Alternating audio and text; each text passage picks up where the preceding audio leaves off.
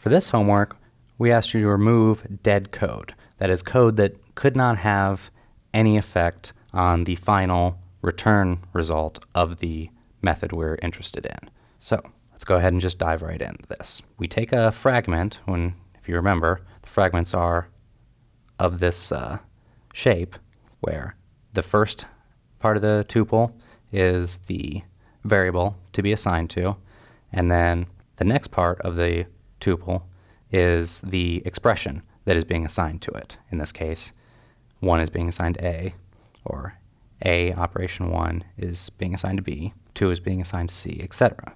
Now we're not really concerned with what specifically the operations are. We don't care what operations are being done. We just care that something is being done to these variables. Because if there is something being done, even if it ends up setting them to the exact same thing, we can't necessarily know that ahead of time. So if you have a fragment of this shape, then we store that as the old fragment, as the unoptimized fragment. And that's the first argument to this method. And the returned is the end return value, is the list of variables returned at the end of the fragment. And if they're returned at the end of the fragment, they're automatically live, as we said up here. Now, we want to create a new optimized fragment of just the live variables.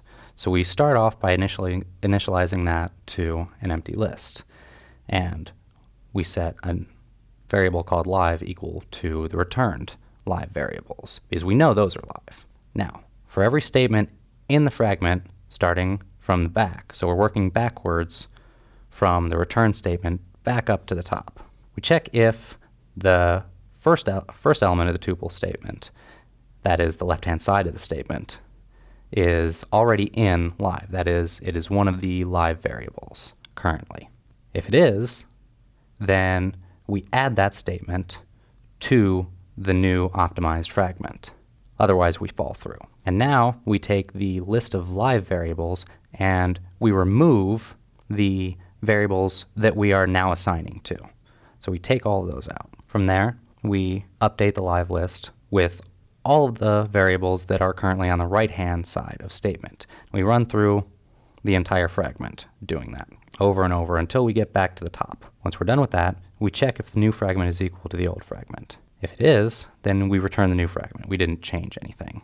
So we just return and stop, and we're done. If it isn't, well, then we might have further optimizations, as we discussed earlier. Then we return removing dead of the new fragment in return. So we recursively call this until we don't get any further changes, because hopefully we can optimize further.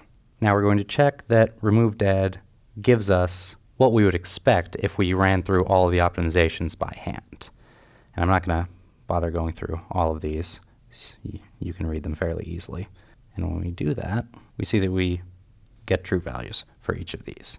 Now, this is a fairly involved little bit of code. It takes a little bit to think about. And this is a very useful optimization because we can potentially get rid of a lot of code doing this.